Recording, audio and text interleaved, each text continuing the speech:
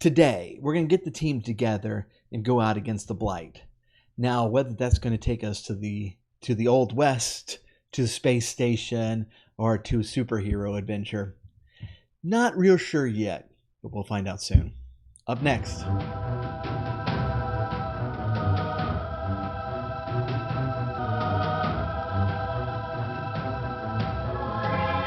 What is up, everybody? This is Everything Board Games, and I am your host for today, Paul, the Techno Funk Boy.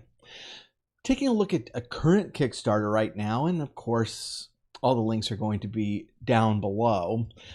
This is a tabletop role-playing game called Branch Riders.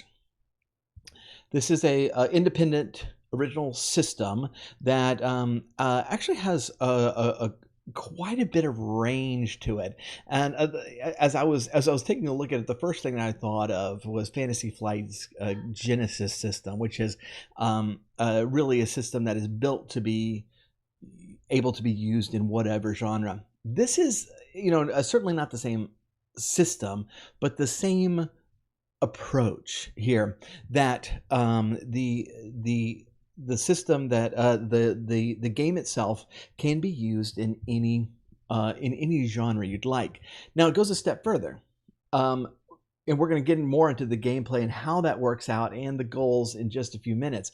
But it goes a step further in that as one of these characters, one of these branch riders, you are opposing the Blight, and you have access to several worlds that you can go to combat the Blight, and each of these worlds has a theme.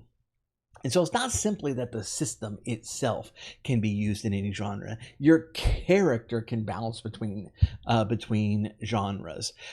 This is a system that's deliberately set up to be, rules light, pretty easy to use. I have to say that a lot of rules light game ends up being more work on the dungeon master. This was not the case here. It was pretty easy to run as the the game master as well.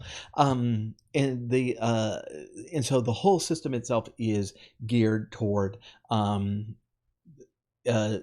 ease of play, family play, really kid friendly, and which I definitely appreciate.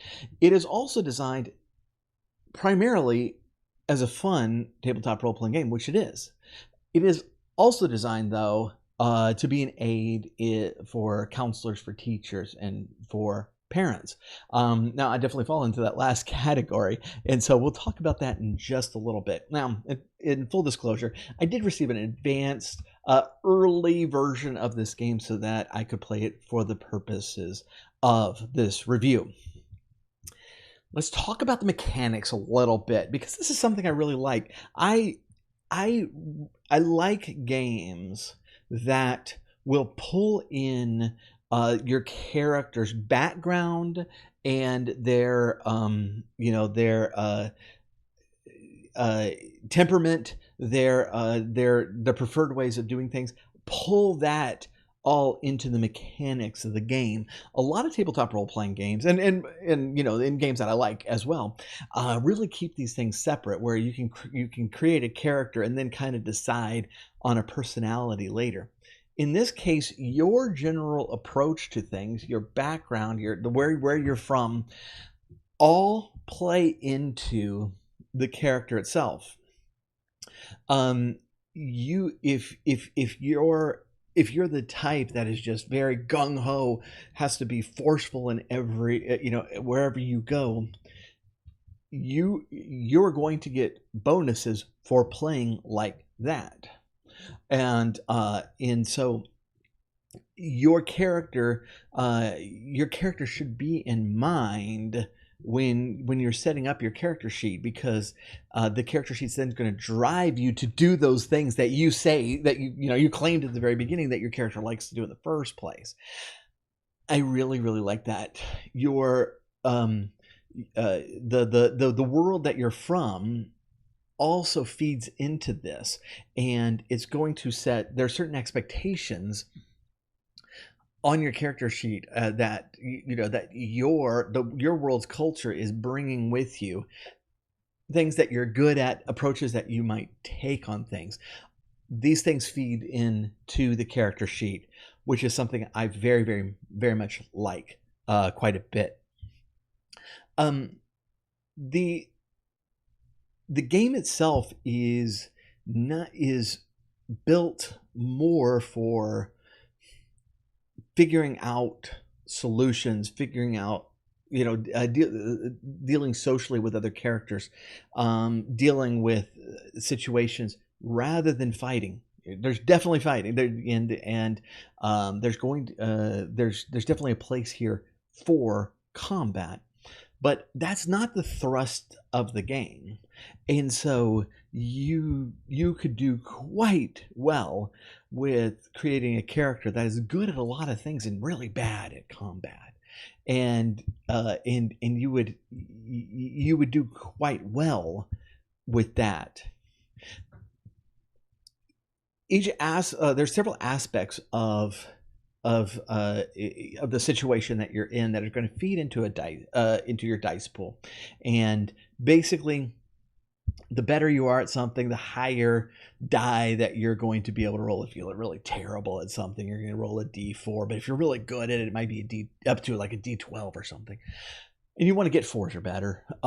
The situation itself is going to add 1 die, but then your approach is going to add 1, and then your actual abilities in the thing you're doing is going to add 1. And you might have a talent that's going to add yet another. I really found this this system. First of all, really got me invested in building the dice pool, which is not something I would normally say, but it's not just what skill would I use that would give me the best chance here, but how would I approach it? What I mentioned before is your approach might add something to it. So approaches like creative, like observant, like forceful, is going to it's making me think about how am I not just what is the thing I want to do, but how am I going to role play it going forward. I found the dice system to be probably the best part about this game, and something that I really enjoyed. And I played it with my family, and everybody enjoyed it also. And the figuring out, how the approach, the dice roll, and figuring out all of our 4s was very, very satisfying. And so definitely in this regard, I find this to be extremely fun, and it's something that I would very much like to kind of keep playing with, and keep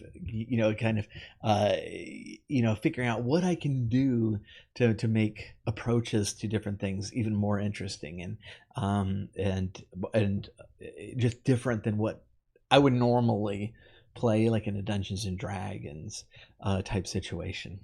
So the Blight itself is, as near as I can tell so far, it's just kind of this amorphous, malicious force in the world, and a lot of this is coming across as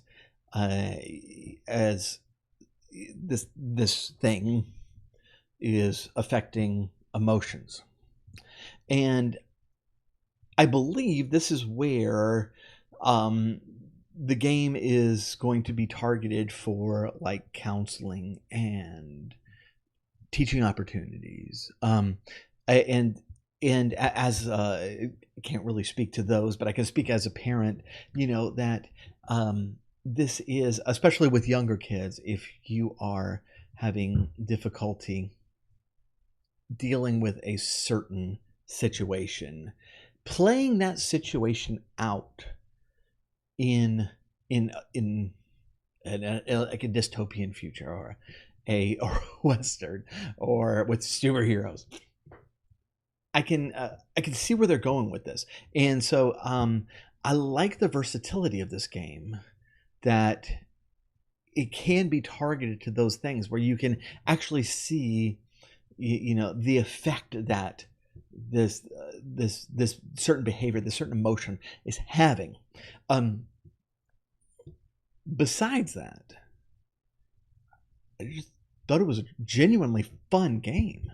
And so definitely something that I'm going to recommend, even if you're not in those particular circumstances. Now, this is one that is rules, basically rules light, and also can be kid friendly. And so if you are a parent, this is one of those I can happily latch on to as a parent, and play with the kids. And so that's always a plus. I think the dice system packs such a punch in this case that that I would, even if you're not in that situation and you're just looking for a new system, check this one out. Especially if you're looking in for like a rules light system. Now, if you're looking for a big tactical thing, this isn't the game for you. But if you're looking for something that can be that can be good in mysteries, in suspense situations, and also combat, this is a good one to check out. So, like I mentioned before, the links are below, as well as the link to everythingboardgames.com. That's where you're going to find many other reviews, as well as news, spotlights, all that sort of thing. If you haven't subscribed to the YouTube channel, please do so. We really do appreciate it. Hit the thumbs up button. Very much appreciate you hanging out today. And stay tuned. We'll have some more very soon. Take care now.